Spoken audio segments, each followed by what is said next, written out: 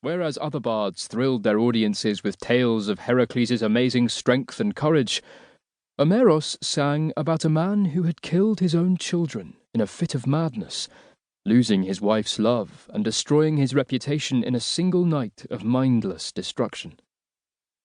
He sang, too, of the guilt that had driven him to seek absolution, only to be told by the gods that he must become a slave to his hated cousin Eurystheus, for whom he had to complete 10 impossible labours. In many ways, Heracles' life resonated with Odysseus' own, and the thought of hearing the final chapter of his story filled him with excitement and dread. He looked aside at Eperitus, who had served beside him through the long years of the war. He was laughing at something his wife was telling him, happy at last after all he had endured. Then the king turned his head to look at the woman seated beside himself, the woman he had won a war for and sailed 10 years to return to. Penelope was absorbed in conversation with Telemachus, their only son, oblivious to her husband's gaze. But as he looked at them, he counted himself blessed. For all his hardships, he had not suffered as Heracles had done. He had not lost his family. He reached out and laid his hand on hers. She turned and smiled at him, as beautiful as that day he had first set eyes on her. Seeing his expression, her brow furrowed with concern. "What is it?" "Nothing," he replied. "It's just—" Omeros drew his fingers across the strings of his lyre.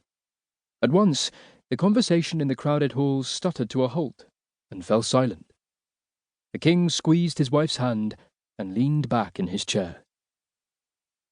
"Sing, muse, of that mighty son of Zeus, illustrious Heracles, and of the remaining labours that stood between him and his freedom."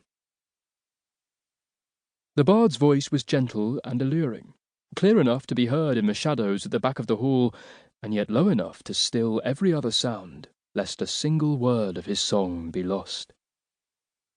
Odysseus felt himself drawn slowly forward on his chair as, with one gentle verse after another, the story of Heracles' quest to find release from his crimes unfolded before him. Again he shared the pain of a man who, like himself, had been forced to defeat monsters, outwit immortals, and ultimately face the fires of Hades before he could be whole again. "Heracles stood before the battlements of Eurystheus' palace, awaiting his next labour," Omeros said. "What new monster had Hera sent to kill him? What impossible feat had she devised to destroy Zeus's bastard son? With what new torment would she seek revenge on her faithless husband? Such thoughts no longer troubled Heracles, not since the revelation that Copreus had induced the madness that had led him to murder his children. But Eurystheus' herald was no fool. He knew Heracles would kill him for the deaths of his sons, so he had kidnapped Megara, Heracles' estranged wife, and given her to the Amazons, instructing them to kill her if he should die. It was the only way to guarantee his safety from the wrath of Heracles. Or so he thought. Chapter 1. The Ninth Labour.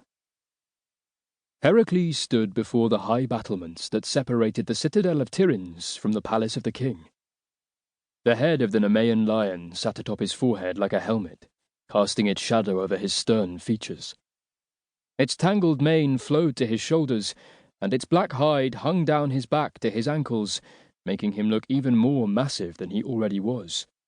His broad chest rose and fell slowly, and his muscular arms hung still at his sides, the balled fists the only sign of the tension within. Birds were singing in the trees beyond the city walls, and the first light of dawn had crept into the heavens, forcing back the darkness and extinguishing all but the brightest stars. His escort fidgeted nervously as they waited for the arrival of Eurystheus and his advisers, and despite their numbers, 12 archers and twice as many spearmen, they had every reason to be uneasy.